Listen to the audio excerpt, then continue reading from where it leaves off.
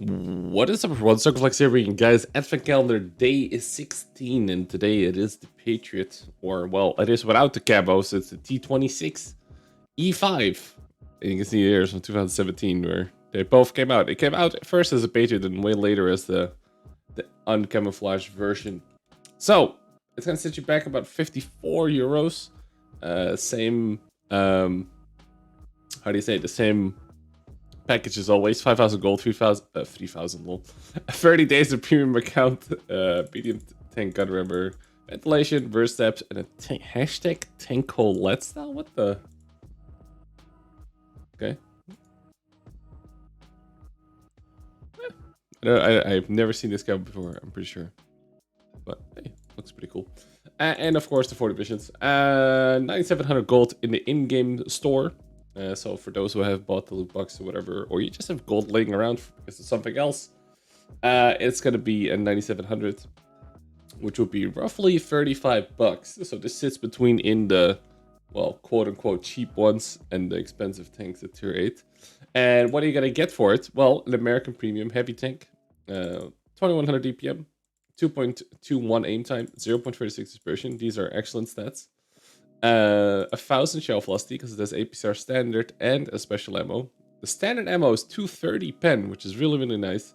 And it has 259 pen on the special ammo, 45 pen on the HE. But all in all, you're not going to use this all too much.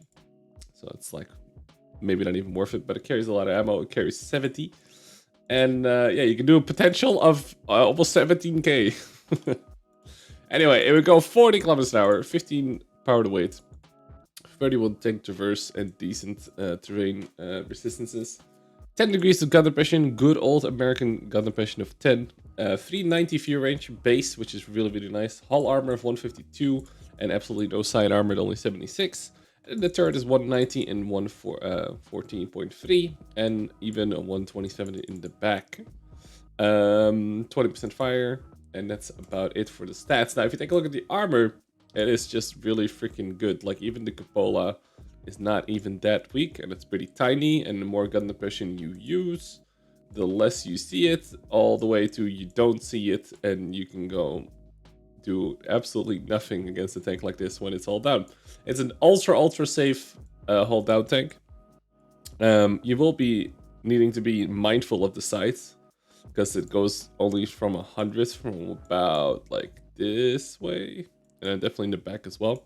So you have to be pointed towards your enemies and hold down, and then this thing is an absolute beast. And it's really fun to play as well, because it kind of gets like a medium tank gun, but it has good pen, so you're not going to spam the APCR, or the special ammo I should say, all that much. And reload and everything, it's just, yeah, you obviously cannot out-trade any heavies at tier 8, but you can keep tracking people. You know, you can, the gun is just gnarly. Like, I think it's a really good gun. Now, some people might not like it because it's only 240 alpha, and I understand why.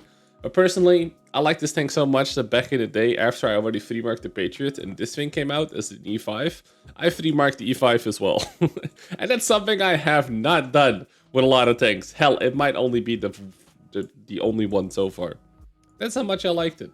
And because you don't spam a lot of premium, you can actually afford to run food on it and still make a decent amount of money. And yeah, I just really, really enjoyed it. And I still think, like, 3 years later, I still think this tank is decent at tier 8. Like, I still think it's good. And I definitely recommend it if you're looking for an American Premium Heavy Tank. The crew layout as well is just super simple, which is nice. Commander, driver, gunner, radio, loader. That means you don't need some sick crew, because your commander is also the radio guy, for example. You need a, you know, once you get 2 to 3 crew skills across the board, you're good to go, basically. So this is how I was playing it, which is with the cola. You don't really have to use the cola, because even without it, you go all the way up to 460 view range, which is fine. But like I said, because the regular ammo is so good, I found myself not using the special ammo all that much, and that meant I just made bank even running a larger barricade and the cola. But of course, if you're just literally there for the credits, you can always substitute this, like so. I would always recommend getting an automatic fire extinguisher on the sale, by the way, than using manual fire extinguishers. I don't think that's really worth it. And yeah, this is with Bros in Arms, Recon, and all of that stuff, right? And yeah, then you come up to 2400 DPM. Your dispersion goes down to 36. The aim time is 2.16, which is super nice. And yeah, you lose a little bit power weight, but like nothing significant, right? And yeah, it's overall just an extremely, extremely solid vehicle that also has the 10 degrees suppression all the way through, even in the back, which is interesting. So it's super comfortable to use. 10 degrees suppression everywhere. It's not awkward. It's really straightforward. Hold down, beast. And yeah, it's a little bit expensive, but I do think if you're looking for an American heavy, I still think this thing is really, really good. Even so many years down the line. Yeah, the armor is just solid. The upper hull is still pretty good. Like, it's not like on city fights, you're not going to rely on the turret, on the hull armor, unless you're fighting tier 6 and 7s. And obviously the lower plate is weaker because, well, hey, that's the way the world goes. Unless you're Russian, I guess.